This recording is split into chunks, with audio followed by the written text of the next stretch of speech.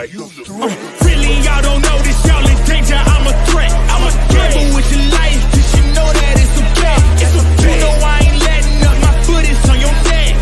Take my word for it, it's a promise and a threat. Really, y'all don't know this, y'all in danger. I'm a threat. I'm a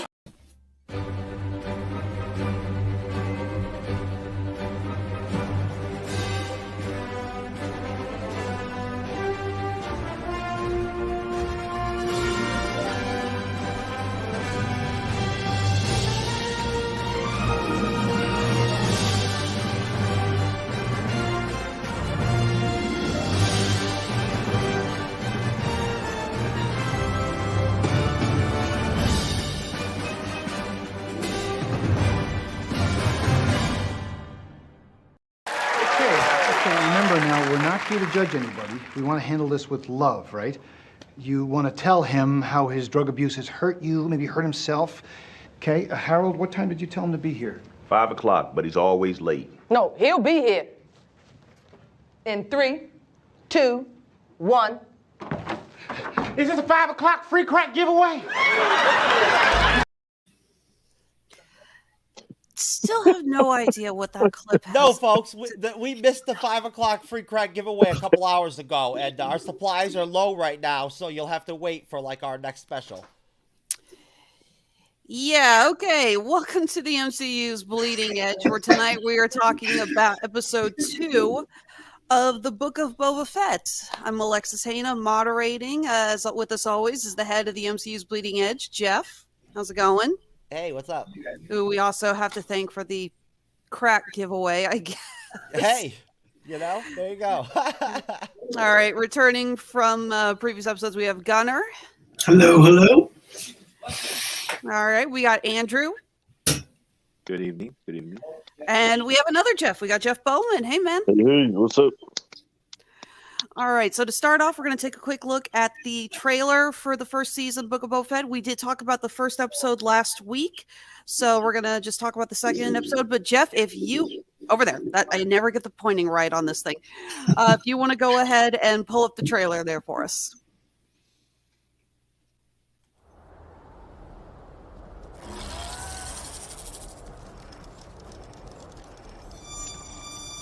I am not a bounty hunter.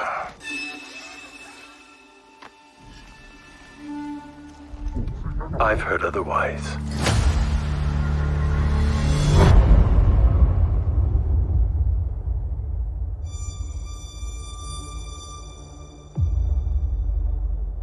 I know that you sit on the throne of your former employer.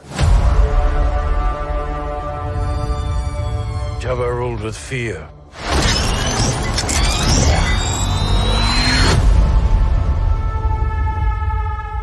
I intend to rule with respect.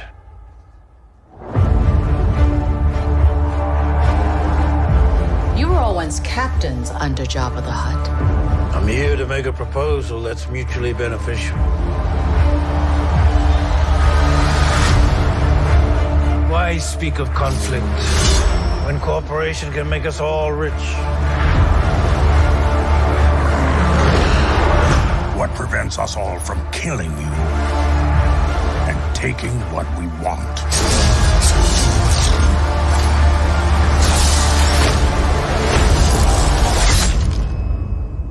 If you had spoken such insolence to Jabba, he'd have fed you to his menagerie. Please, speak freely.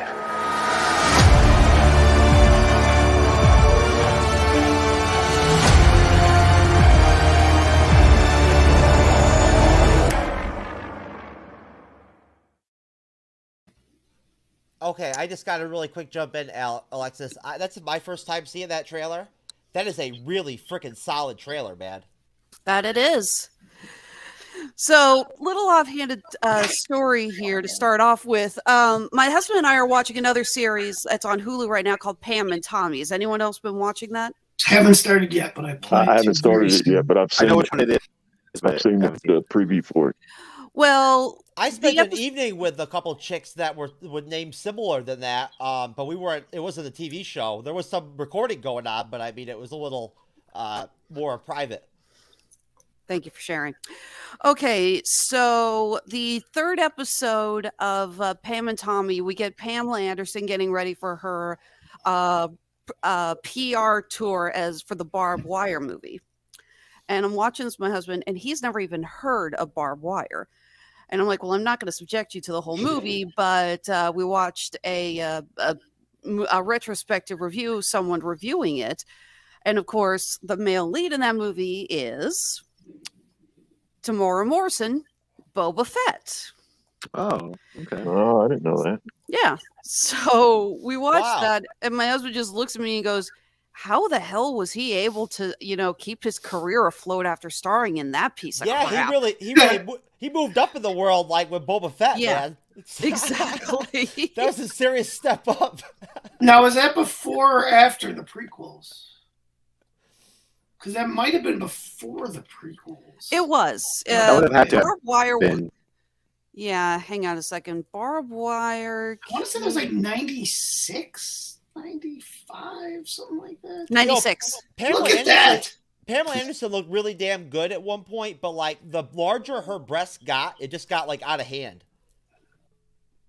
That pun intended? No, I mean they were like too big. They were too big. Out of hand. Yeah. For the record, Pam is a really good series. I do highly recommend it on Hulu. It's a really good show. Not to mention, props to the makeup department for making the actress who was freaking the live action Cinderella looking virtually identical to 1990s Pamela Anderson. It is scary how good that makeup is. But either way, that's not why we're here. We are here to talk about the Book of Boba Fett. We got the second episode to discuss.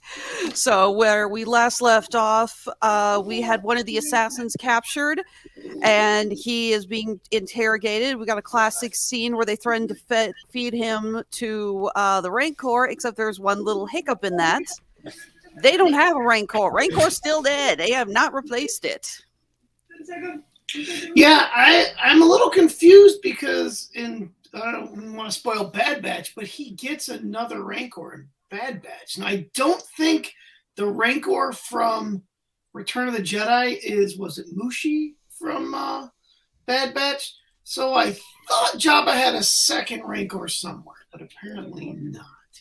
Well, apparently the guy who took over after he died never bothered to replace his Rancor, or that other Rancor got, I don't know, just whatever. There is no Rancor. And it is great how they build up, throwing him down there, and he's freaking out, and he basically, tells them everything they want to know, and it's like, oh, great, by the way, there's nothing down there. Got a nice, I always love a good fake out scare like that. You can sweating it out, too. Alexis, exactly. I forgot to mention to you, we actually are going to be we're going to be running some advertisements for women's sports, and I've got one right here.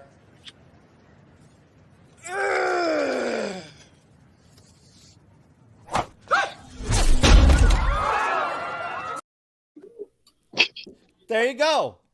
Supporting women's sports every day here on the Bleeding Edge. Oh, man. I don't get paid enough for this. Come on, Alexis. You know it's funny.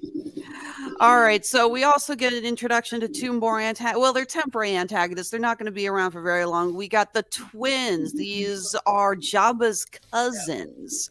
What did you guys think about seeing some new Hutts like that? Gunnar, let's start with you. I was really disappointed it wasn't Rada, which was Stinky from the Clone Wars. Wasn't his name Rada, I think? Something like that. I thought originally it was going to be the other Hutt from the Clone Wars movie. Well, Zero's dead. Zero's dead. Okay. Cat Bane. Oh, no, Snice Noodles killed him.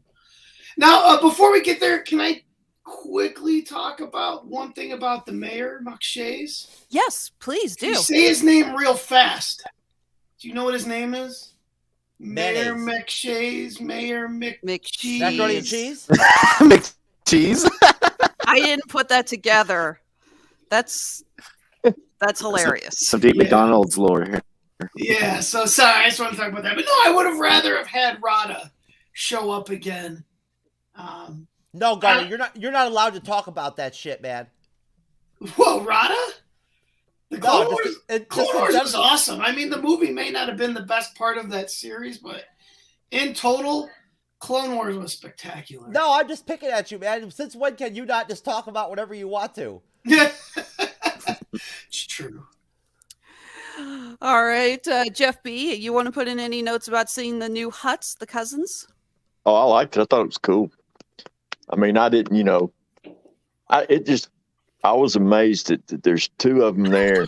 And how many, would they have, like 10 people holding that platform up? At least. I was like, man, that thing's got to be heavy, And they're all standing there just holding that thing up the whole time during the conversation. But it was pretty cool. I mean, it was neat. That is kind of interesting because they repeatedly throughout the series ask Boba when he shows up, like, oh, we didn't hear your, I can't remember exactly the word they used for it, but it's like a caravan. And he's like, no, I travel on foot. And then when you see the Hutts come in, it's like you realize that's what they're used to. They're used to having this parade of humans carrying. Is it procession or no? Is that the word or no? Well, it would be a procession. No, there's a name. It's a litter. It's a litter, essentially. That's what you're talking about. Like, the owner of that club, she says, I didn't hear your, I forgot the word too. Procession or something like that. And she's not the only one to say that. And Boba's like, no, I travel on foot. But it's just kind of funny to realize that's what they were expecting, for Boba Fett to be carried. Now, on what this are the processional Hutts? with Are the they guy playing the drum to announce their arrival? Are the Hutts like a slug? Is that what they represent? Yeah. Yeah, I'm assuming that's just what the Hutt. I mean, forgive me, I haven't had a chance to sit through the entire Clone Wars, but I guess the Hutt is the breed of that alien. That is right. what they are. That's what I was okay. Because their whole world is now Hutt. That's like that's what they call it. Yeah, because the way they say it in Phantom Menace, when they say it's controlled by the Hutts, gives it more the idea of a mafioso-style family. So you get the idea, is the Hutts just this species, or is the Hutt just whoever is in with the family? So it's a little confusing, but I'm also using Phantom Menace, and Lord knows we all need to forget that movie ever happened. It's not that bad. Jeff, you said I love the Phantom Menace. I'm sorry. I can't watch it without riff tracks. Now, Attack of the Clones. Better than Last Jedi. Attack of the Clones, on the other hand, we can forget about that one. I love the cool touch. We've got 2 kittens in our house, and when they sleep with each other, they essentially sleep like on each other. And I loved how the Hutts were kind of doing the same thing. They're twins, and they're kind of like sitting almost on each other. Yeah. It was very cool touch. I really thought that was very cool. Yeah. So, Mr. MCU Bleeding Edge Jeff, you said you had something to say. I just wanted to mention what Jeff was talking about with like the Hutts on the litter and the 10 people or whatever. I was thinking to myself, like, how the hell are they even managing to like physically handle doing that all day or whatever with them? You know what I mean? Like how's that even possible? Because they look like they're about to like fall over just from like getting them to like wherever the hell they were with Boba. You know what I mean? So I was just thinking about that, and then it actually kind of ties into Game of Thrones in a way, because like in Game of Thrones, what's her name? Daenerys or whatever, the Dragon Queen or whatever, when she starts off, like, before she like actually, heads over to Westeros or whatever and whatnot, she starts off down by Slaver's Bay and like all those islands in the south or whatever, like of the Game of Thrones map or in geography or whatever, and basically all the wealthy like people, all the like big name like people or whatever in those cities and like those states like are carried around on litters, or like they ride on carts with like little elephants, like pulling them around and shit like that. And that made me think of it, kind of. You know what I mean with that connection? We also get the first appearance of a character who has actually got a bit of a lengthy biography in the Marvel Comics series, Star Wars Darth Vader, currently appearing in the ongoing Dr. Aphra series. I am going to massacre this character's name pronunciation. Forgive me. It is a Wookiee. It is Black Krrsantan? Close enough. Yeah. Yeah. Okay. Who here was familiar with this guy before he showed up? Oh yeah. I hadn't read the comics, but I've seen enough of the comic panels just randomly throughout, like before that. So like when I saw like the spiked like pauldrons and stuff, and like the the all black fur. I was like, oh, like it's that guy from the comics. So that was my only touchstone. Yeah, Jeff B, you said you were familiar with him? Yeah, he's been in the comics. Very cool. I was really surprised. I wasn't expecting for him to be the bounty hunter that they were going to introduce. I mean, that really surprised me.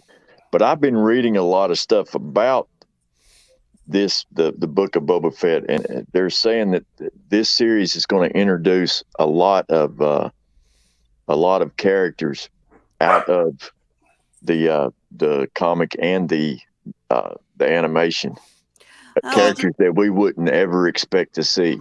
Alexis, we have gotten a few more cameos in later episodes, and we'll get to those when we discuss them. Alexis, can I jump in just really quick on the Hutts, because I didn't get a chance to say anything really about like that whole part of the episode or whatever. Go ahead. Thank you, I appreciate it. No, I just wanted to mention everybody had really good comments and everything on like the Hutts and whatnot, and I definitely was. I was like thinking a little bit about that. What you were talking about, Gunnar. Like how they were kind of symbiotic, like the two of them. They were like almost like one. Like as a body, you know what I mean? Like, and I thought that was actually kind of neat. But hey, what's up, Archie? We got Archie from Drink the Kool-Aid podcast in the comment section. Archie's good people. He actually came on the Bleeding Edge with me a couple nights ago and was a guest. What's up, Archie?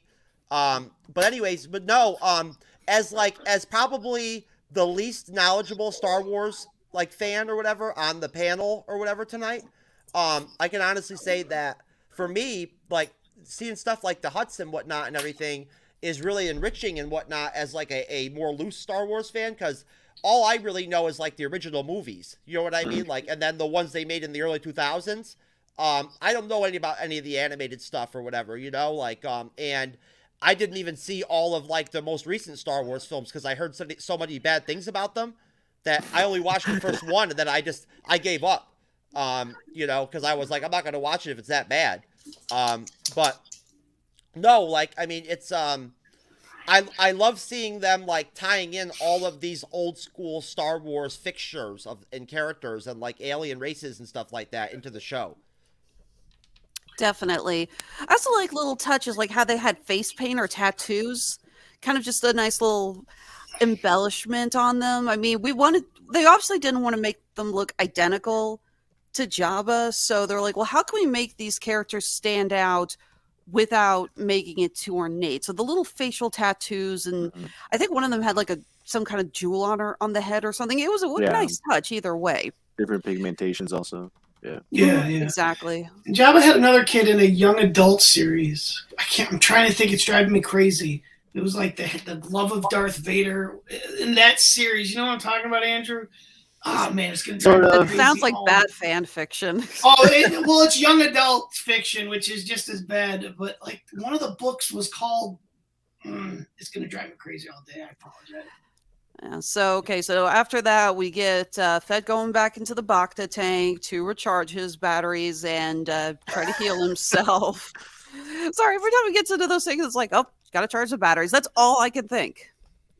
This is the part of the episode I hate too, because like we get like 6-7 minutes of like current timeline stuff, and then pretty much the entire rest of the episode is just a flashback, and I'm just like, I want the current story to progress a little bit faster than, like, I know we have to know like all the stuff that happened leading up to this, but I just wish it was better balanced, honestly. So okay, so we did talk about this briefly in the last show, but you're not a fan of the split timeline that they're using on this series.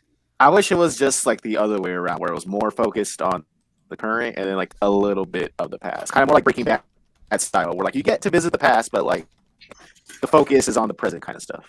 I kind of disagree. I think I find the most interesting stuff so far in these first 2 episodes to be the flashbacks, and it's Zorba the Hutt. That's what it is. Zorba the Hutt. Sorry. It's got to be Zorba the Greek reference. Of course. I mean, there is good stuff, right? There is good stuff in the flashbacks. There is stuff to love. I just wish it was like an even split at the very least. Yeah, but I think no comment. But I like it. I mean, I love because here's the thing. I mean, I want to know how he got in that Tuscan outfit with the gaffy stick. So that's why I was kind of because when he shows up in Mandalorian, it's like, Right. well, what the heck is going on? Absolutely. So I was glad to see that. I mean, look, I think we all can probably agree. Seeing him crawl out of the Sarlacc was the coolest thing so far in this whole series. Oh, yeah. For the last For sure. 30, 40 almost years, we've dreamt of him climbing out of that Sarlacc. So that was awesome. They just assumed he was gone, but they even went as far as to say, you know, like in Return of the Jedi, how long it took for the bodies to disintegrate. You know, remember they were like, you could wind up in the belly of this Sarlacc and be there for lifetimes, you know, digesting.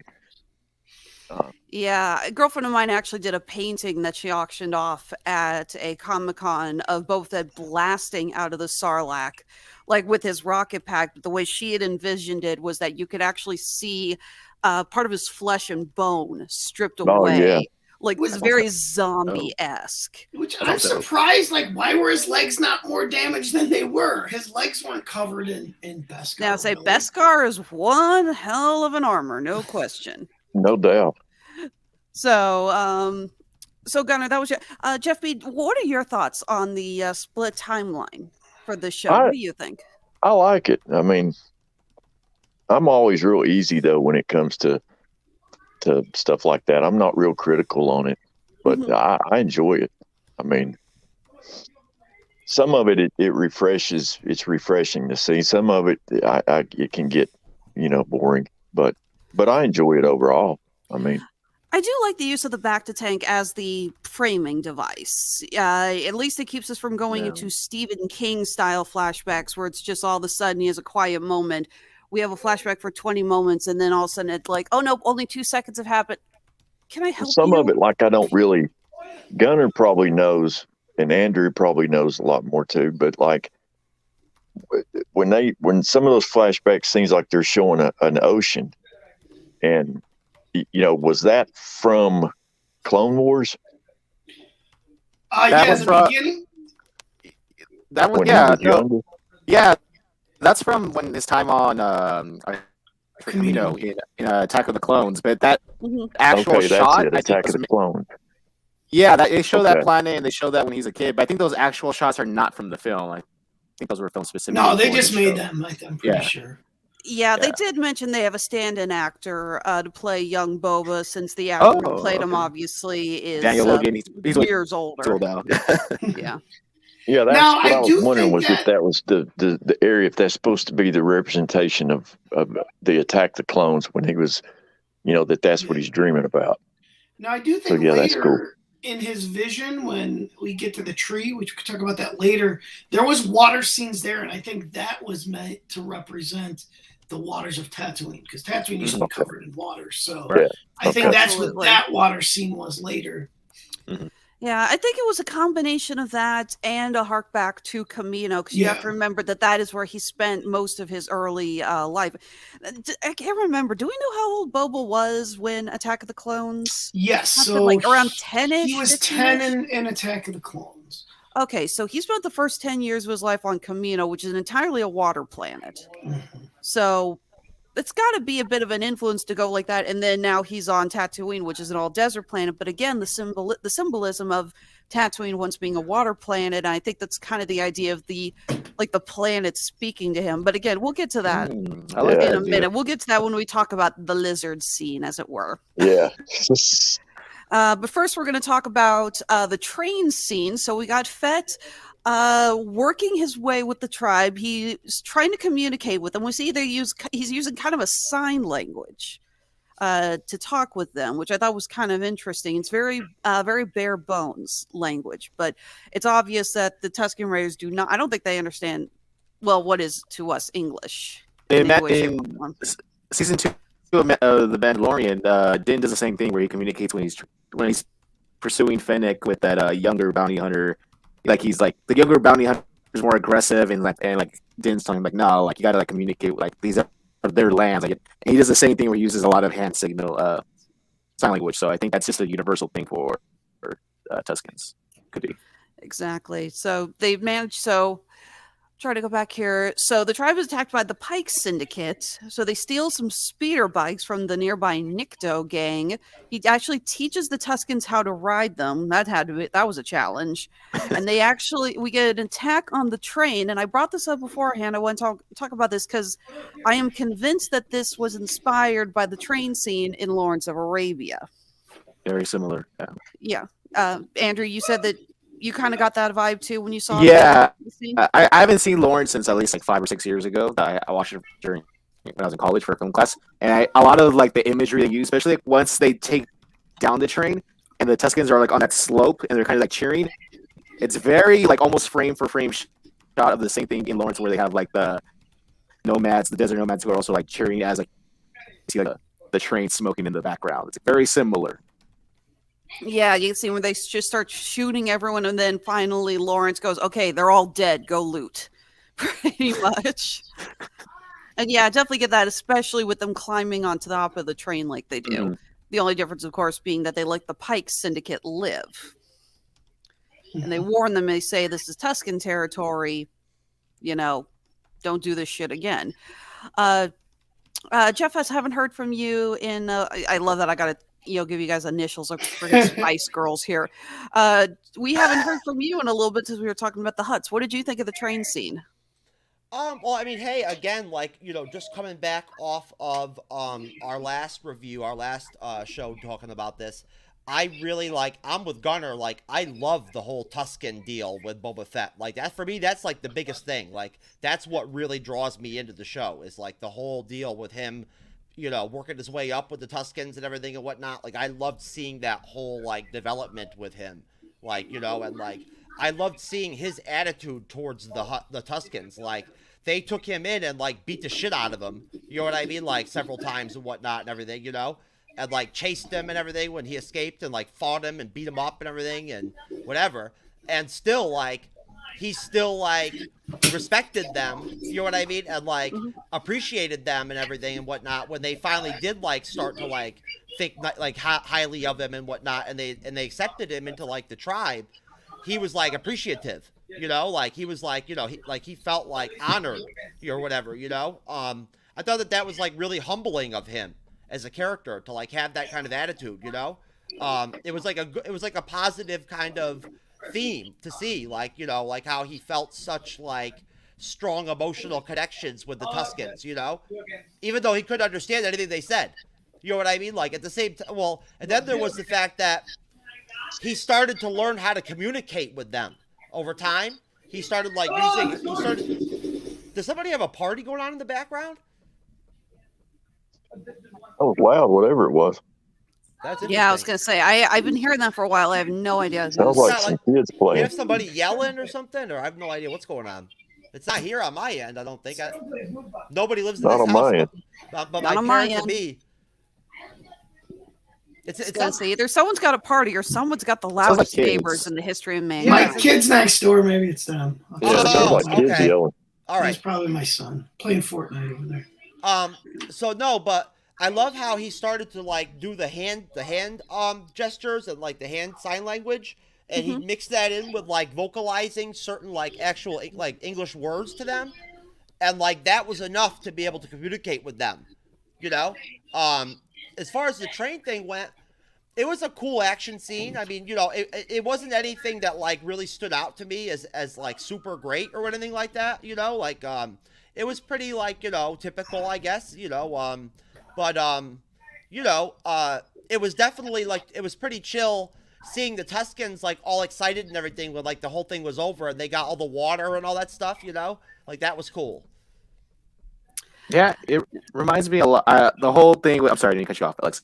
It's okay. Go ahead. I heard the inhale. Talking about what Jeff was talking about, how it's a very common trope to do, like, the Last Samurai, Dances with Wolves, Avatar kind of, stranger gets attacked or ambushed, then gets, acclimated and then becomes, like, part of the tribe in a way. I do like how it kind of is different here. Like the examples I just gave are very similar, but I do like how because even though I do talk crap about them being flashbacks, it does kind of hint at why Boba is interested in kind of taking reins of Tatooine as a daimyo and everything, because it seems like there is like this injustice of how like the local cartels and gangs work with like the nomadic people of Tatooine, and not just that, but also like I'm talking a little bit in the future, a little bit when we get to like the next episode, but like there's a lot of injustice with like price gouging and all these things going on.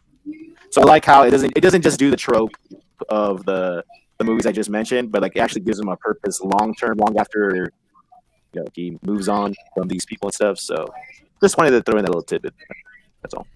Definitely. Again, with the Phantom Menace, they established that the Empire doesn't really have much of a control out there. And even though the Empire has fallen, you get the idea that Tatooine has always been a planet that has been ruled by gangs and just whoever controls the power out there. It doesn't have any real control for people. The Tuskens, there's no laws to protect them. They are a nomadic people, and just whatever happens to them happens to them. You wander into their territory, you're screwed. So you really do get that a very Western feel with this, that it's every man for himself and it's every tribe for themselves. Did anyone else want to jump in on the train scene before we before we got to the train scene, though, is my favorite Star Wars Easter egg since Rise of Skywalker. And I don't know if anyone else caught it, but they're at Anchorhead, the bar from the deleted scenes in A New Hope, and Cammy and Fixer are in that scene. And it looks just like the Anthony Forrest and the actress that played Cammy. But if you watch the subtitles, it actually at one point Cammy says something off screen and it has her name. So that's Cammy and Fixer from the deleted scenes, or more importantly for me, from the Star Wars radio dramas.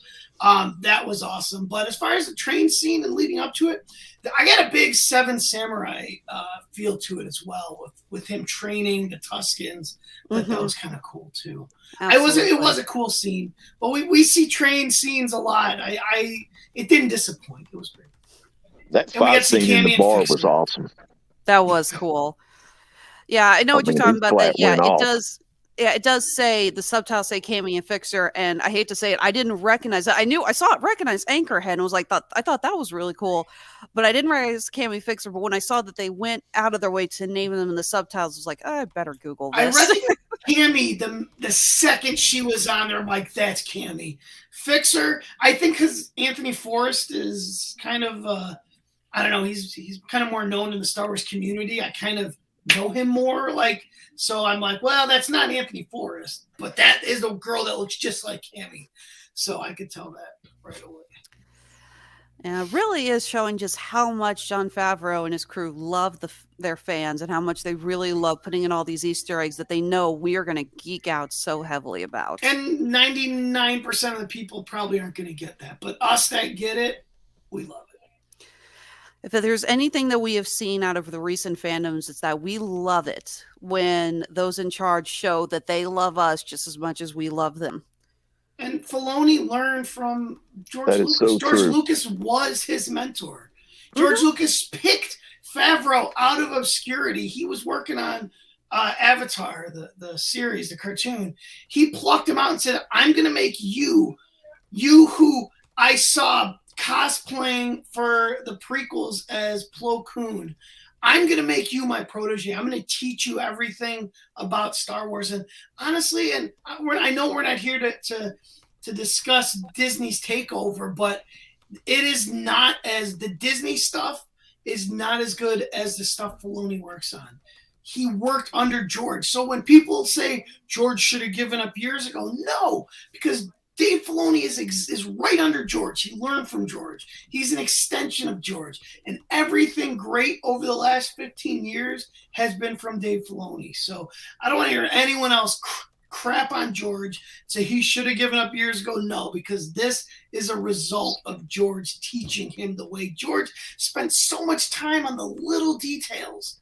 Like the scene in this episode where, I don't know if anyone caught this, but where they were waiting in the sand, and all of a sudden a creature came out and attacked their Massive for the dog. That creature was a wart, which was the thing outside of Jabba's palace that snapped his tongue in that one scene. That's what that was, and that's the little details. that I think Yeah. Dave learned from George Lucas. So, Well, this episode wasn't directed by Dave Filoni. It was, but he was an executive producer on it. yeah, this was directed by Steph Green, who has done a couple episodes from a variety of shows. I got her Wikipedia up here. She's done episodes for American Gothic, Billions, American Crime, Bates Motel, Preacher, Luke Cage, The Deuce, The Man in the High Castle, Watchmen. Very spread out. She's directed so many episodes, but not really in any one genre. She's kind of done a lot of different things. So very interesting how well this episode came together for somebody who has never really been a big sci-fi director. So good, very good work, Steph. Very good work.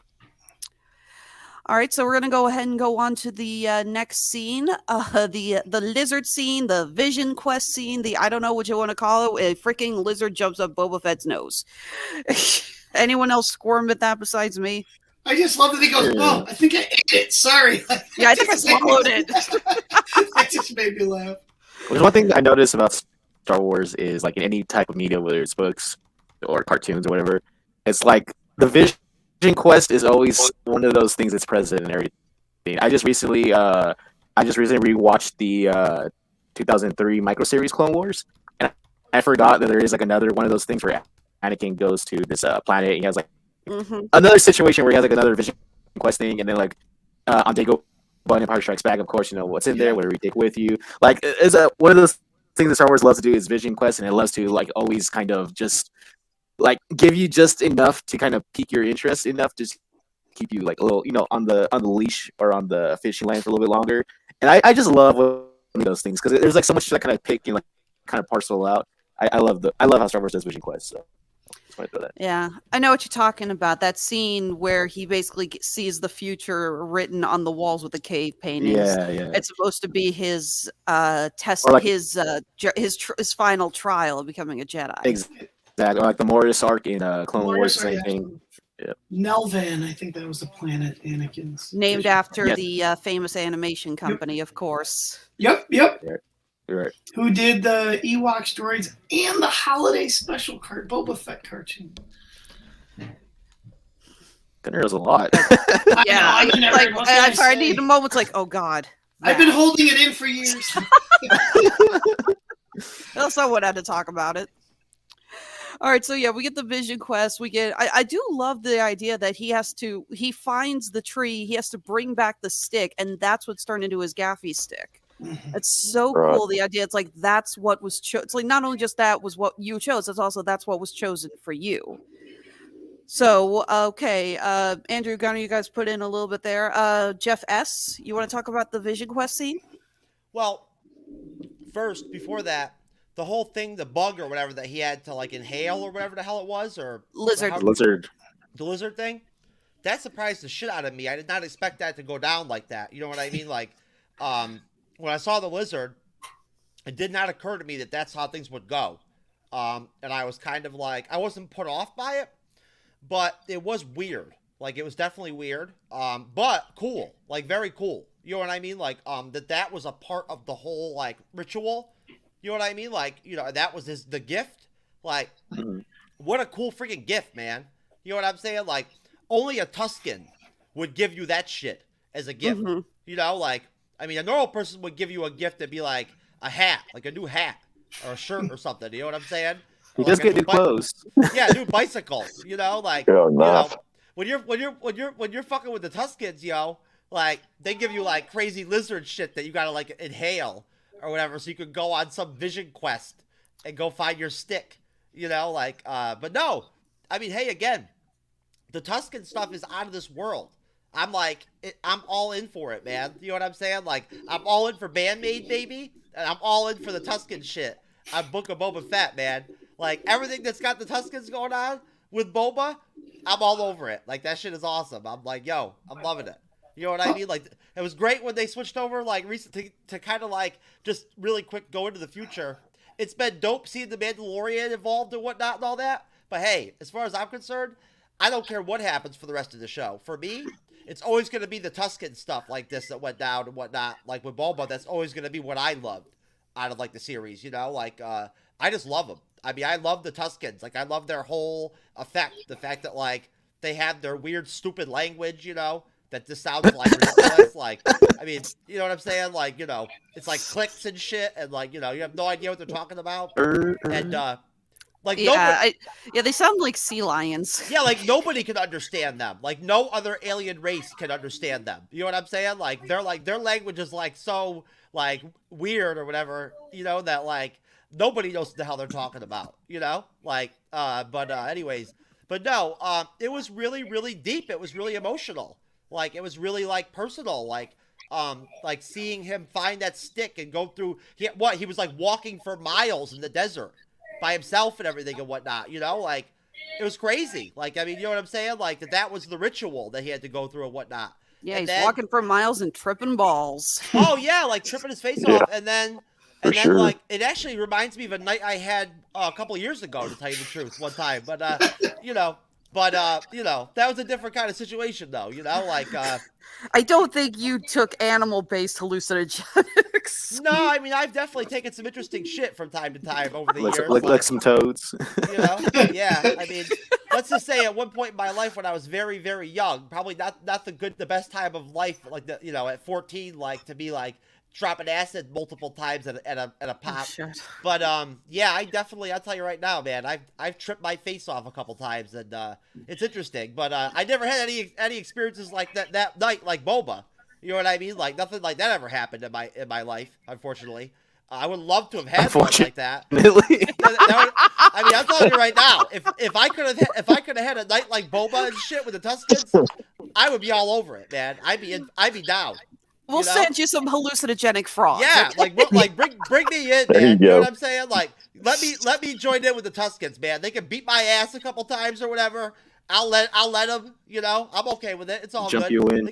Yeah, jump me in, you know, fucking, you know. Yeah, you know, throw me a couple of those stupid water balls, whatever the fuck they are. And, the melons. The black melons. Yeah, man, you know, whatever. You know, and then I'll go get my stick one night. You know what I mean? Like, you know, I'll tell you right now, though.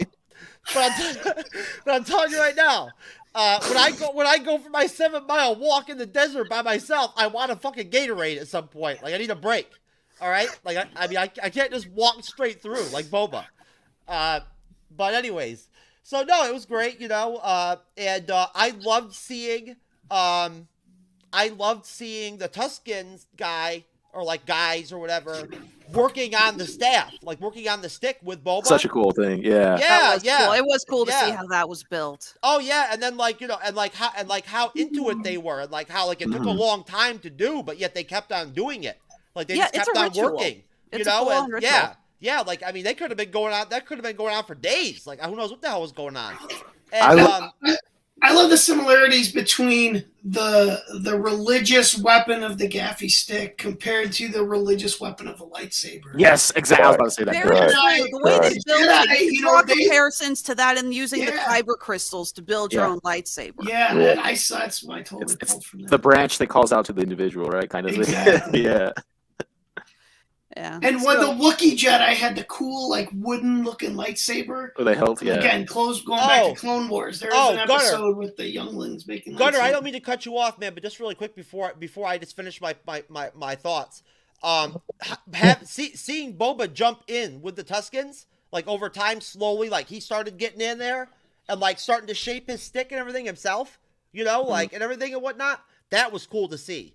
Like, it was cool to see Boba kind of, like, watching them and whatnot and learning from them and, like, then stepping in himself and trying to, like, kind of do it himself and whatnot and, like, immersing himself in the process, in the ritual himself, and that having, I think, being a part of it. Like, I think they wanted him to do that. You know what I mean? Like, they wanted him to get in there and, like, shape his stick and all that and whatnot. But, yeah, I mean, that weapon, whatever it's called, I forget what they call it. The gaffy stick. The gaffy stick. That is a cool ass weapon, man. Like it's dope. Like it's cool, man. It looks cool. It seems like really not very practical from a fighting standpoint to have one like that as your weapon. To tell you the truth, like I could think of other things I would want to go with, like than the gaffy stick if I had to throw down with somebody. But hey, you know what? Like it looks cool. So hey, you know, I mean. Well, we do see him using it in season 2 of The Mandalorian, and it's a pretty effective weapon. there is a really good fighting style around it, which we do see at the end of this episode, practicing the fighting moves around the fire. Again, very ritualistic. It's almost like a dance, accepting them into the tribe. It's so well done. Yeah, but look how the gaffy sticks worked out for the Tuskens overall in the series. You know what I'm saying? Like, things didn't work out so well. I don't know, man. They beat the crap out of Luke in A New Hope with it. Hey, maybe when the bad guys came for the Tuskens or whatever, they all forgot their gaffy sticks that day. Like, they left them under the bed or something. Yeah. Well, I think the problem is the gaffy stick is really good on one-on-one combat. The problem is that the ones who keep taking down the Tusken Raiders, they have blasters. And what's the old saying about bringing a knife to a gunfight? To a gunfight, yeah. I think the gaffy sticks were so long that the Tuskens could not get them out of the tents. You know what I mean? Like, they get caught. And look, we know that sand people are terrible shots because Obi-Wan even says in A New Hope, these blast marks too accurate for sand people. And we know how accurate stormtroopers are. So they must be even further. Yo, and on top of that, dude, the sand people, I think actually self-reproduce. Like, they don't even have females. They do have females. Oh, they do. Okay. They do. Females. Oh. It's like that line from Lord of of the the Clones. Rings movies where they talk about how the dwarf women have beards. So there's even that comment about, it's like, you don't even think there's dwarf women. So they think we all just pop out of the ground. Yeah, I wasn't sure if they were like he, she, like Tuskens, or like, trans. I wasn't sure. Because like in Attack of the Clones, like when Anakin slaughters them, he's like not just the men, but the women, and the children. Yeah, I wonder if the Tuskens have like an LGBT part of their community. Oh, for God's sake. I think it's simply the fact that the untrained observer would not be able to tell the difference. Think of them like baby chickens, okay? You look at a bunch of baby chickens, it's like, unless you really get in and look, you're not going to be able to tell what their gender is. So, but they know. I don't know. I always thought that with the black straps. I thought that was a woman. I think it's played by a woman, but it's a stunt woman. Yeah. But I always assumed that was a woman. Maybe because they were so slender. I don't know. Or just because of the long straps. Yeah, the black. I mean, almost looked like hair behind her. And I wanted Boba to wear the mask. I know he's not technically a sand person, but I just wanted him to put the mask on. I wonder if as a part of the ritual, Boba had to throw down in the sack with one of those Tusken females or whatever. Probably not. Probably not. I'm assuming no.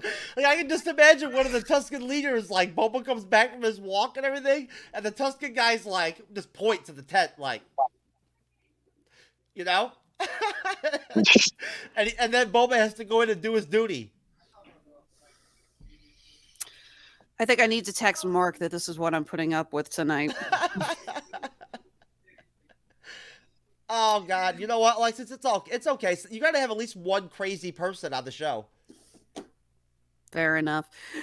Does anyone else have anything else they want to talk about with chapter 2, the tribes? What were the voices mumbling that were up in the tree? Remember seeing all the little red eyes in the tree? What were they? They were mumbling something. I still can't make out what they were mumbling.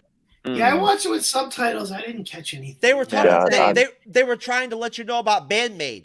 That you should check out Bandmade live on set. They were Bandmade fans, J-Rock fans. I really thought it was funny as hell though when they hand him that little basket and he's holding the basket and he opens it up and he's got that puzzled look on his face and he's like, "It's a lizard." And then that Tusken blows, I guess I want to say it was the spice, I guess, into his face. And that lizard man was gone right up his nose. And he's like, "Oh, he's a feisty little booger." And I was like, damn. And that reminds you of the earlier scene at the end of the train scene where they're like, "You guys peddling spice?" And the one Pike's like, "What is spice?" And the Tusken spills it over and it goes in his face. That guy was tripping like mad afterwards too. But not gonna lie, it's very hard when they talk about being spice runners, and then all of a sudden I'm having Dune flashbacks. I was about to say that. Yeah, me too. Yeah, I was about to say that. George loved Dune.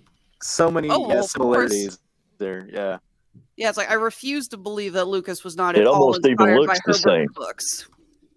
Desert power. Yeah, exactly. Actually, we do see later on, so we get a closer look at the spice. It looks exactly the same from the spice, and so it looks just like the Dune spice.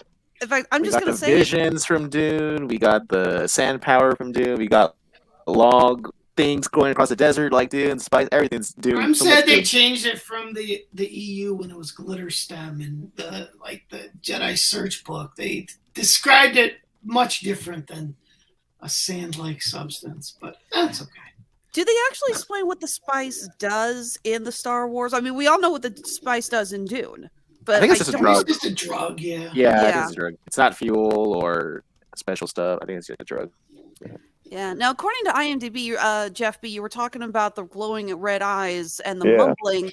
I think they said it's supposed to be Jawa dialect, and that Okay. he's maybe seeing the really? Jawas that Those look robbed like him. Jawa eyes, kind of. Yeah. Oh, Okay. that's what it was. That No, makes that's sense. exactly what it was. Because they showed, because he was in for a split second, he was in the armor.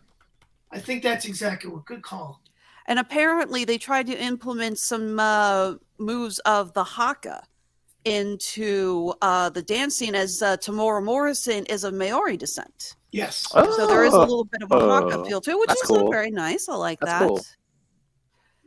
Yeah, so yeah, I'm just pulling up a few more things here. We're talking about also the dance and the whole tripping ball scene. Apparently, this is very much inspired by the book The Teachings of Don Juan by Carlos Castaneda, which George Lucas took a lot of inspiration from, specifically for the iconic phrase "May the Force be with you." Oh, that's cool. Very interesting. Huh. All right, so does anyone have anything else they want to say before we move on to our next subject? I like the one thing at the end where he torches the Pikes, and he tells them to do like what the Tuskens do, like walk single file, Yeah. his head towards the sun, and he's like, "Oh, we're gonna we'll die." He's like, "No, you'll get one melon, just like the Tuskens, and you'll be fine. Like, you'll get there. You leave now." So a little kind of. Go ahead. Oh no, I was like, I was gonna wait, but the one thing I didn't notice is Jabba's palace part of Mos Espa, or right outside of Mos Espa. I guess I never realized that. Did we see it in the background or? Well, they mentioned it. They mentioned it in this episode that he's in Mos Espa now, or something. You're in Mos Espa now, and I rule this, or something like that. Yeah, I just assumed it was guess like a lot in of the us. edges or something. Yeah. Yeah, I guess a lot of us figured the palace would be closer to Mos Eisley, but no, it's closer to Mos Espa. Did you guys already talk about his palace, like how it used to be a monastery for those spider things, or no? Did you guys talk about that before? No, that hadn't come up No? yet, Like actually. the Bomar monks.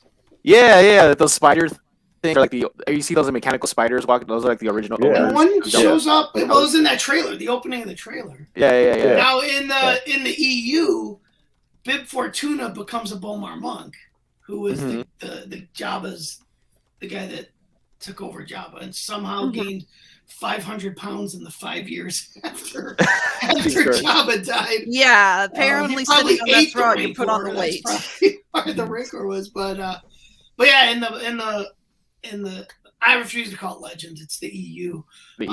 He became a Bomar monk. He survived, tried to take over the castle, but the monks overran him because they were there first, and they turned him into one of the spider creatures. Yeah, it used to be like a monastery of sort, and then Jabba just moved in, and they just ignored him, and that's it. That's pretty much it. And again, back to the Clone Wars, there's another Bomar monk in the Clone Wars movie, a Bomar monastery. And if you look where it's not Christophsis, it's where they found Zero, the Rada. That was a Bomar monk monastery, and it looks exactly like Jabba's palace, which was cool. Interesting. Very interesting. All right. Any other points? Anything else anyone want to bring up? I'm good. Okay. So the next thing we're going to talk about is actually not exactly MCU exclusive. There is a certain little event that's going to be taking place a week from now. It's called the Superbowl, I think. I don't know how many of us plan on watching that. Is anyone okay? Quick, I can't remember where everyone's from. Who is anyone here supporting Bengals or Rams? I mean, I'm supposed to support Rams because I'm from California, but I don't really care. I really don't. We play a bunch of gambling games at our Super Bowl party, and we play one called Pass the Pot, where you have a pot, and then every time they get a first down, everyone puts a quarter in the pot, and if they score, you get the pot. So I root for whoever has the ball when I have the pot. When the Bears were in the Super Bowl, is the worst Super Bowl party, because I'm like, well, I don't want to root against the Bears. Like, if I ever had the pot and they didn't, So We do. it was a rough one. We do something similar like that, but for boxing, like where everyone draws a piece of paper and it tells you the round, and if the fight ends that round, whoever has that paper gets like the pot of the money. Oh, that's cool. Yeah, I think I'm voting for the Rams just solely because I'm from Kansas City and we just lost to the Bengals. So we were supposed to go there. All right, so of course, one of the big draws of the Super Bowl is not the actual game itself, especially for us. It is the commercials, and we're gonna be getting a handful of movie trailers. There's always a ton that the studios drop during the Super Bowl. It's a lot of fun. We got an article up here about some that there's some that we got rumors on, and there's some that they have confirmed are not happening. It looks like Warner Brothers, Sony, and Apple have all said they're not going to be doing any trailers for their stuff. So we will not be seeing trailers for Morbius, Black Adam, Flash, Aquaman 2, or the Batman. Okay. I think the one commercial you can almost put money on, I think, is going to be Obi-Wan, because they're going to want to drop that it's going to come out on May the 4th.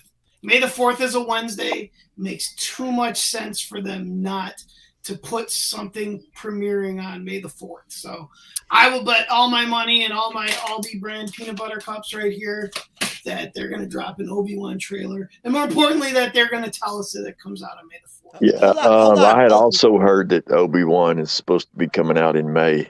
Hold on, Alexis. Did you say that they're going to potentially? Did you say they're going to potentially do another Batman trailer during the Super Bowl? No. Warner Brothers has confirmed they did not buy any trailer spots for the Super Bowl. Okay, I feel like a missed opportunity with March, like next month. But Andrew, honestly, how many freaking trailers can they make for that movie?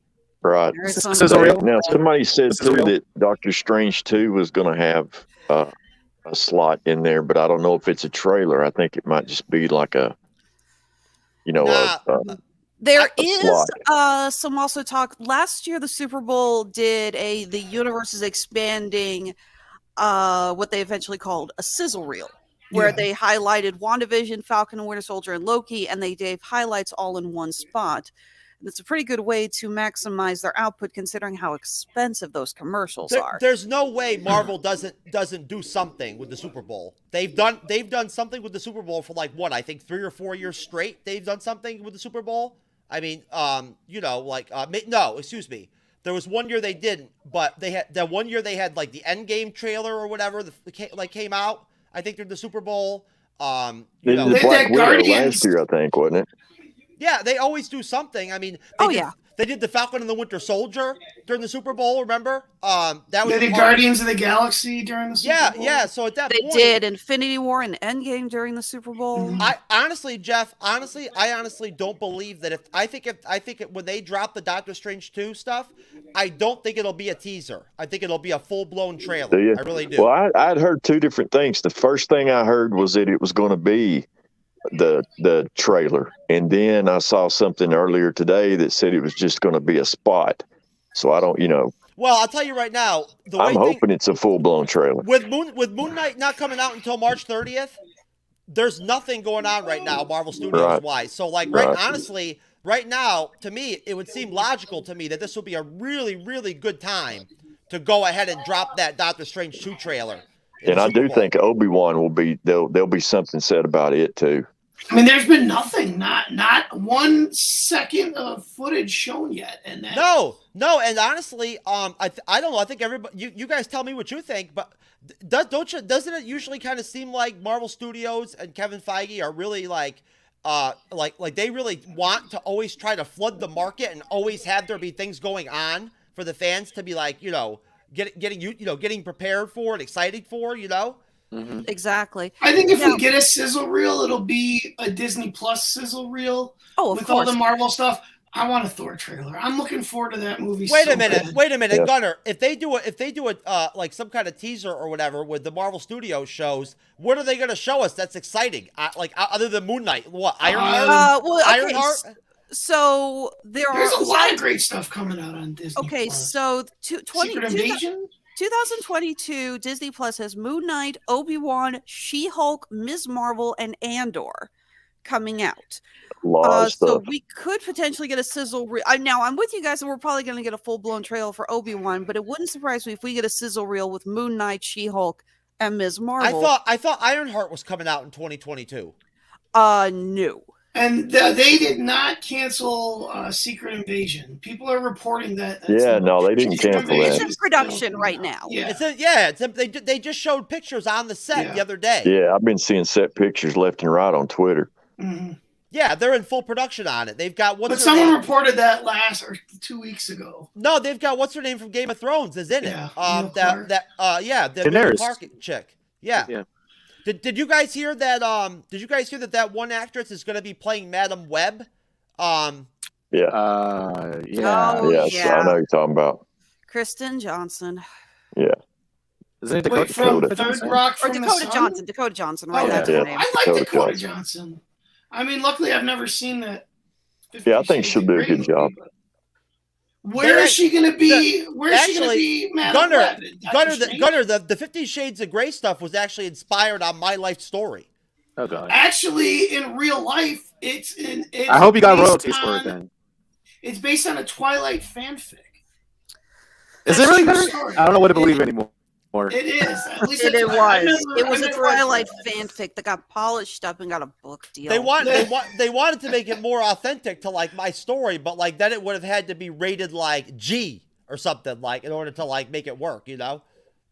No, but where's Madam Web showing up in Multiverse of Madness? No, apparently Madam Web is supposed to get her own spin-off movie. Sony is banking heavily on this new Spider-Man universe they're creating. adjacent characters. Since Venom has done so well, and I'm using those quotation marks, and we Right. got Morbius coming out. Yeah, they're planning all these movies based off of Spider-Man villains, and it's supposed to be this huge Sinister Six-esque universe. Mark says she's Well, actually a that's- talented actress. Yeah, I mean, Madam Web is interesting. I think she was one of the bodies you can see in No Way Home, coming into. Like in the sky. I know for sure I saw Rhino, and for sure I saw Rhino. Craven. Mm-hmm. But I'm pretty sure I saw Scorpion. Oh yeah, Scorpion was another. People said they saw but Craven too.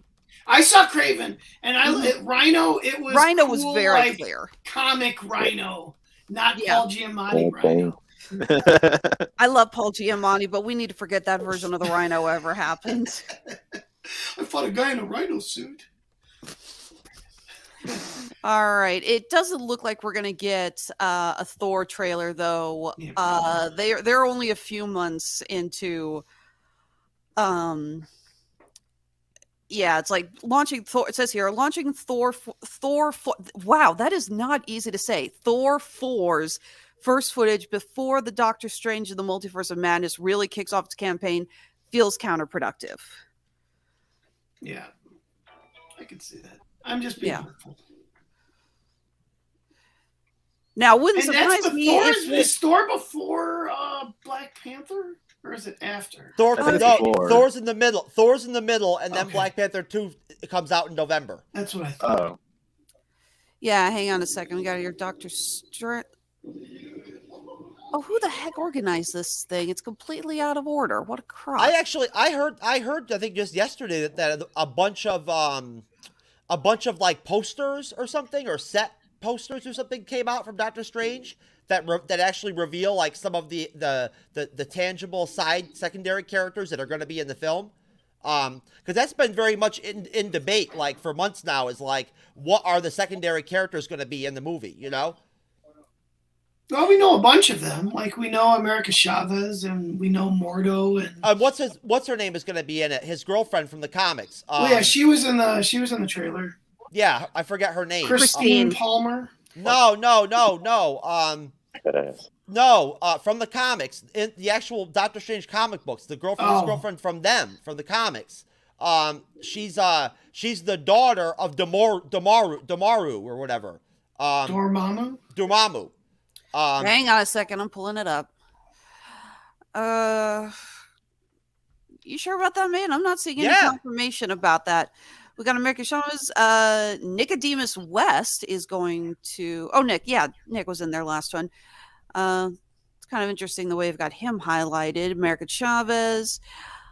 I do think it's interesting the way they have combined the two of the villains into one form. The Shuga Gorath. Yeah, but they've given him another name, which it's a different character, Garganto, right? Or whatever. Yeah, that's a different Clea. It's Clea, Alexis. It's Clea. And they've I'm not finding any. Yeah, but I'm not seeing anything here that says that Clea is confirmed to be in this or not. No, but they've been rumoring it heavily, going back to like over a year ago, that Clea is going to be in the film. Okay, I think it's too early for Clea. I'm just going to say this. Doctor Strange is getting more rumors about who's appearing than No Way Home and Endgame did combined. I'm on several MCU boards on Facebook, and every day I get a new confirmation about which characters are showing up. Any of them. I don't believe any of them. None of them. Like I said, the fact is that it's gone ridiculous. Somebody made this really killer piece of fan art. It said all the presumed rumored characters of Doctor Strange 2.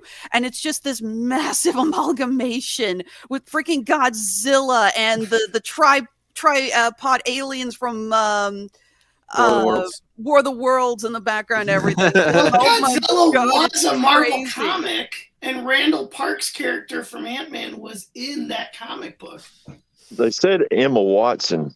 They had an image of Emma Watson as Clea, but now I don't know. I would love Emma Watson joining the MCU. That would be wonderful. Confirmed if she's actually going to play that, if it's actually in the movie or not.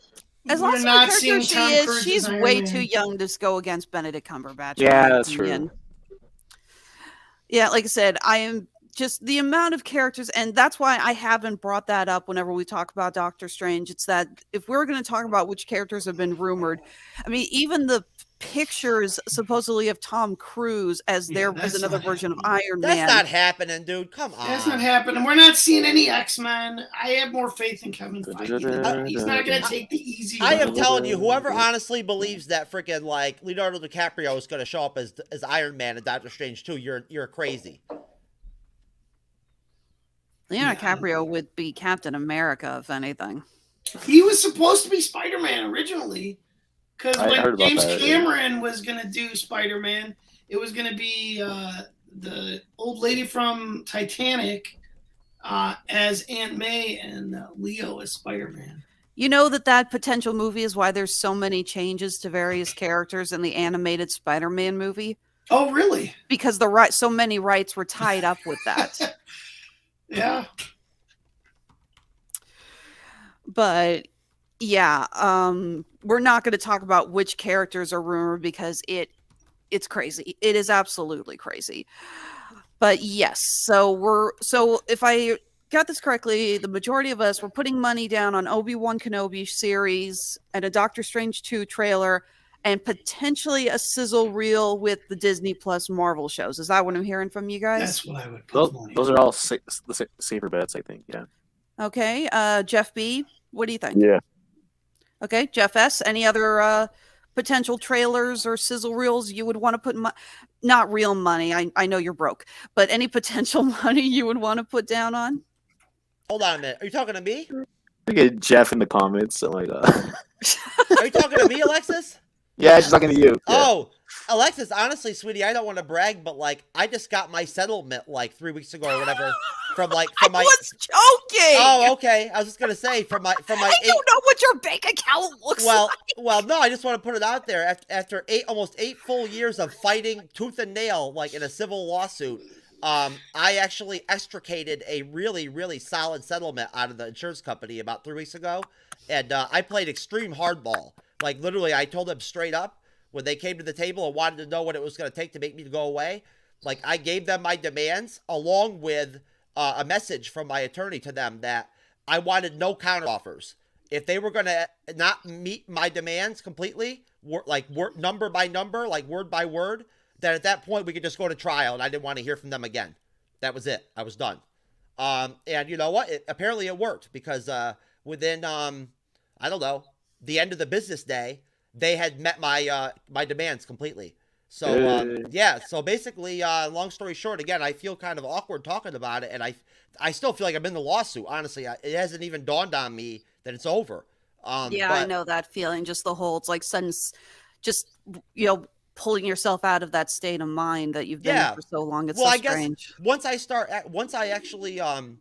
I actually like go ahead and go to the bank and I set up my trust and I do my investments and all that stuff and whatnot and everything, and I transfer the money from my attorney's bank account to like my own, that probably will make it a little bit more tangible for me, and then I start like buying a new car and all that kind of crap. Like that will make it kind of kick in. But yeah, basically, long story short, not to be bragging or arrogant or whatever, but my personal wealth right now is actually at a point where I'm what you would consider uberly rich. Wow. Congratulations. Congratulations. Even though I live with my parents in this room here, you know what I mean? We all measure richness differently. Okay, so as I was saying, though, any other potential trailers or sizzle reels or first looks that for the Super Bowl? Yeah, like I said, we're all putting money on Obi-Wan Kenobi, Doctor Strange 2, and a potential sizzle reel featuring our 3 Disney Plus Marvel shows. Are there any others that you would put money on potentially seeing? I don't know about the Obi-Wan one because I'm not following it, but I'm guessing based off of like the dates as far as when it's supposed to come out, that it would make sense that they would drop a trailer. As far as betting on anything else coming out, no, I think it's way too soon for Thor 4 trailer to come out. I do. I think it's way too soon.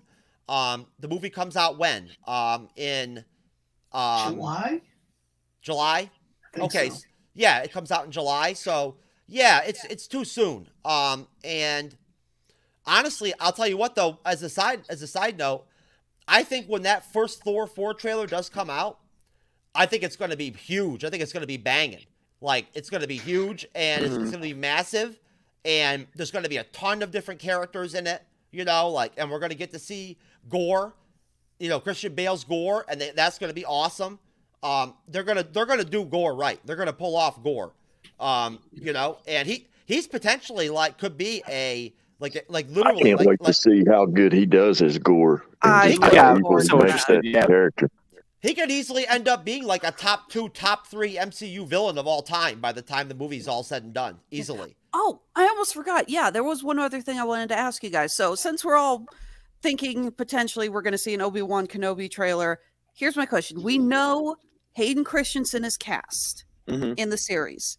Right. Do you guys think we will see either him or Darth Vader in this first trailer? Both.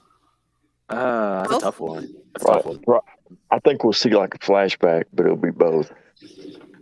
When you say both, Gunnar, are you talking about kind of like in Rebels where we get like that mask torn off kind of thing? No. I mean, I think, look, Obi-Wan's by himself on Tatooine. He is going to be flashbacking a lot. You think there's a lot of flashbacks in Book of Boba? I think we're going to see a ton of flashbacks. Boy. I would love Hayden Christensen flashbacks. Hey, I just want the Tuscans to be in the show. I think that I bet they will. There's going to be Tuscans. Every Star Wars show should have the Tuscans. Now, there's actually a lot of complaints. You read John Jackson Miller's Kenobi book, right? The one that came out in the last 6 to 5 years. Yes. Yeah, right before the buy. I have the book, but I haven't actually read it. I have the book. I wonder how close to that it's going to be. Like, there's a lot of cool things about it, but Gunnar, because there's a lot of talk about what's going on right now with Kenobi and Mandalorian and all this stuff. Like, are you getting tired of Tatooine? Because I'm kind of getting tired of Tatooine now. I don't know about you. Well, this is really the thing is we've had a lot of fake Tatooines, like Jakku. That was just a fake Tatooine. So, I like going back there. I feel like we didn't get that in the original trilogy, in the sequel trilogy. So a lot of desert in these shows. Yeah, that's true, but that's also Star Wars as a space western. Fair enough. So you kind of need the western part of you need the desert. Very true, and it is worth pointing out. Obviously, we're not talking about it tonight, but we do have future episodes where we're going to get off Tatooine. Yeah. God. Who put that up? I didn't read it. What? Are you talking about the comment section? Yes. Okay. For God's sake. We're talking about the BDSM group. Yes. Why does it post under 4 different accounts, Jeff? What? What are you talking about? In the comment section, whenever you put something, it shows up like 5 or 6 times. Oh, because those are all the different platforms that we're live on right now. Oh, okay. Yeah. Makes sense. I hadn't actually pulled that up. I had the private chat up. Oh, okay. Oh boy.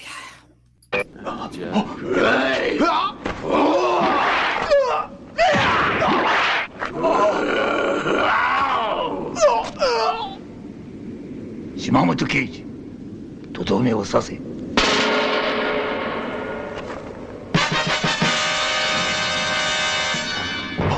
やめろ、島本刑事、やめろ、やめろ。どうだな、助けに来た男に殺される気分は。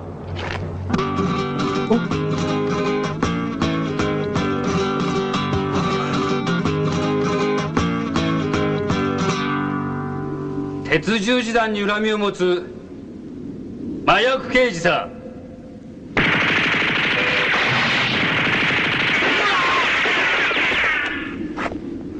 スパイダーストリング、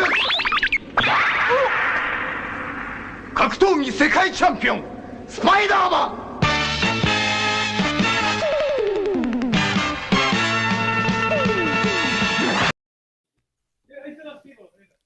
What the hell was that? Yo, that was cool as shit, bro.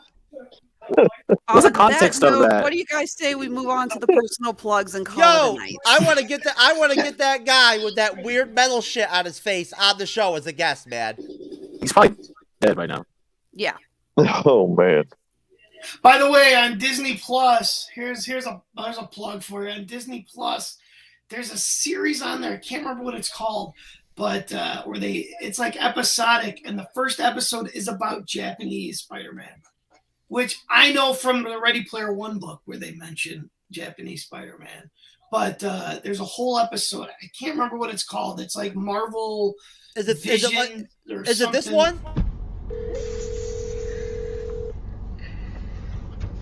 Hello? Hey, can we talk for a sec? Yeah, I guess. What's up? I know we've been through our ups and downs, but I still really have feelings for you. You're joking. No, like... What, am I just supposed to overlook the fact that you fucked my dad? Fuck you. You're not. Marvel 616. The first episode is about Japanese Spider-Man. So it's on Disney Plus. Marvel 616. Let me write that down.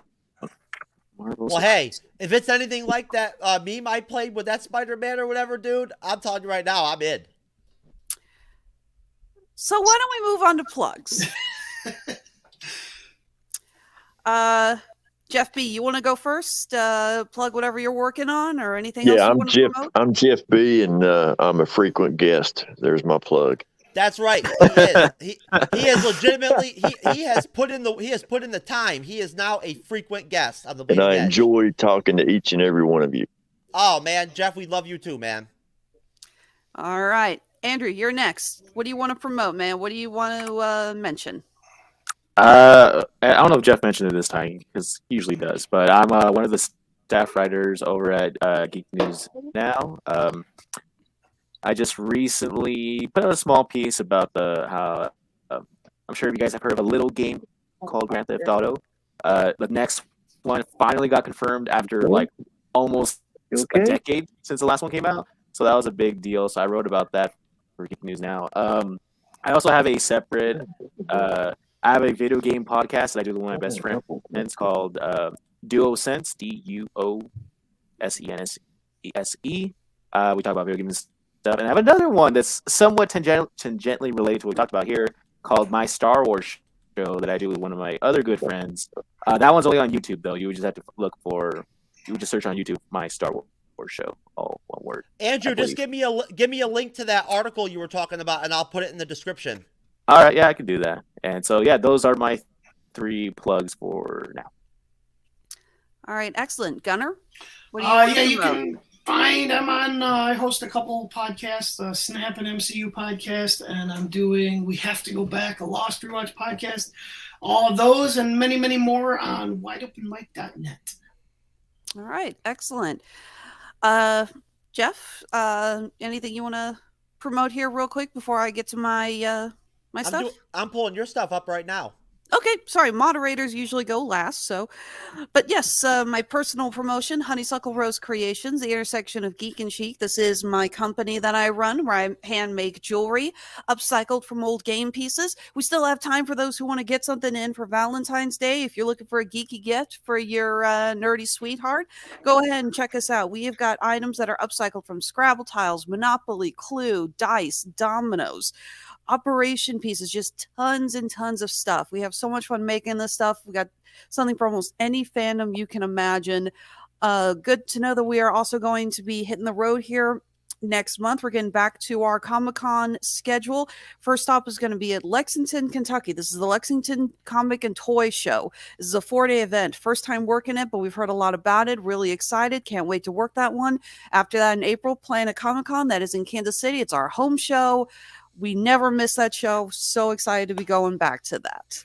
As always, you will be seeing not only this stuff here on our shop, but we got a ton more items that we're working on, because if I don't make something new at least once a month, I go insane.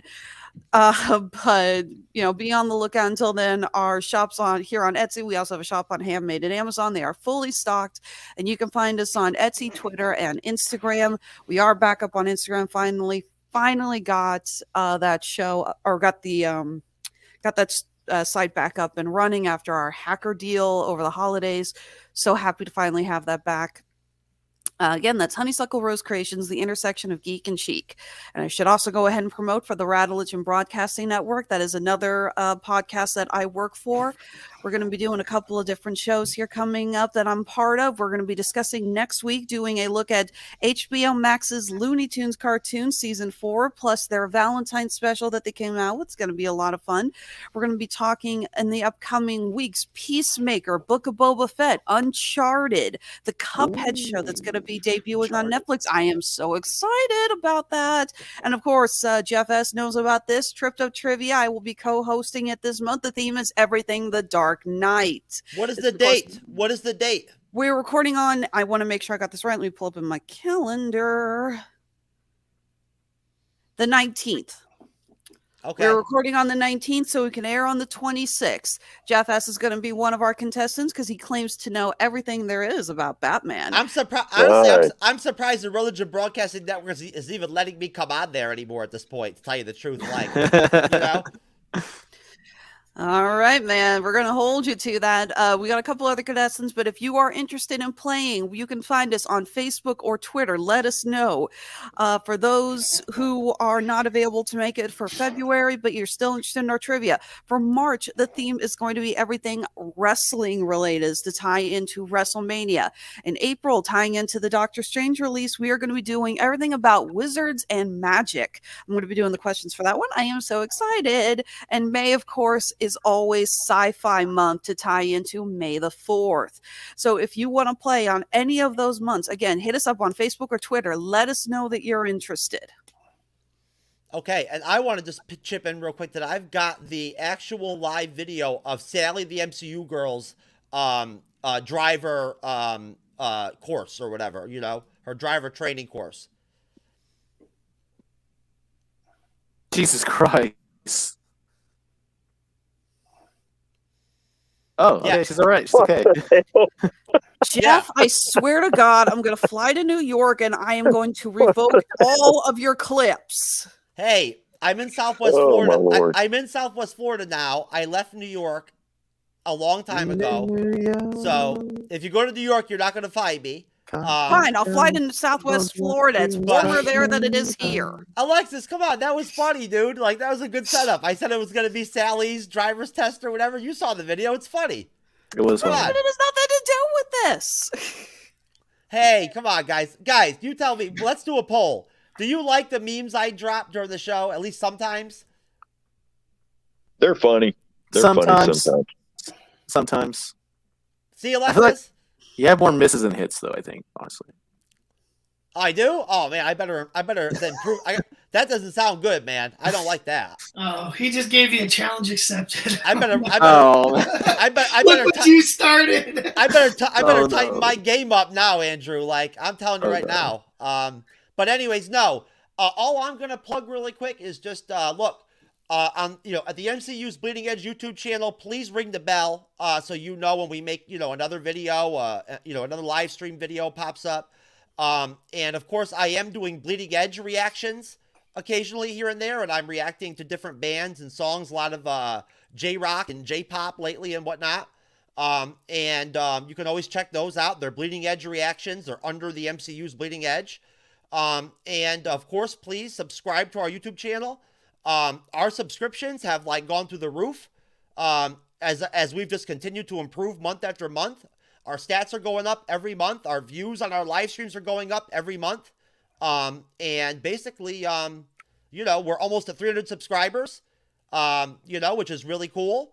And hopefully we'll be at 500 soon. And then once we hit 1,000, we can actually apply for our monetization. So, I want to firmly believe that 1,000 will come, sooner than later. And that's all because of you guys out there in the audience. We really appreciate all of you. Thank you for all of you who have been jumping on the live streams and whatnot and kicking it with us and everything and enjoying our shows. Thank you to Alexis for coming in and taking some of the slack off me and whatnot on these weekend shows and being willing to put herself out there, and host and moderate and whatnot. And she's doing a great job. And I respect her and appreciate her, and Great job. And I'll say exactly what I say to other people about the whole thing. Alexis paid her dues with me. You know what I'm saying? She made her bones with me from jump with the MCU's Bleeding Edge. So if anybody out there ever deserved to be able to come in and be a guest moderator on the Bleeding Edge, it was Alexis. You know what I'm saying? She earned her shit. This wasn't some virtue signal crap or whatever. You know what I'm saying? This was real shit. But no, we appreciate you, Alexis. You're doing a great job. People are enjoying seeing you moderate the show. I'm getting good feedback from people. And I think you're only going to get better and better and better. With the show. Thank you very much. And I will make my best effort to find some really fucked up memes for next week, so I can really jam you up during the show. Really get you off. Lucky me. That can become our new dynamic, Alexis. You moderate the shows, and then I just throw up crazy shit to see how you react to it. But anyway, these days you'll actually find a meme that actually has something to do with the topic at hand, and then I'll just die of shock. Hey, I did Spider-Man earlier with that crazy shit with the guy with the robot face or whatever and all that. That was kind of Marvel orientated. I hate to say it, he's got you there. Touche. But please don't die. I enjoy you hosting. See, look, everybody's so tired of me that they're just so happy that you're moderating now. They're like, oh man, it's so good that Jeff's done. Good job, Jeff. All right. Well, thanks everyone for being on the show tonight. Really appreciate it. Let's get out of here. Peace out, folks. DD Mega Doo Doo. I'm sorry.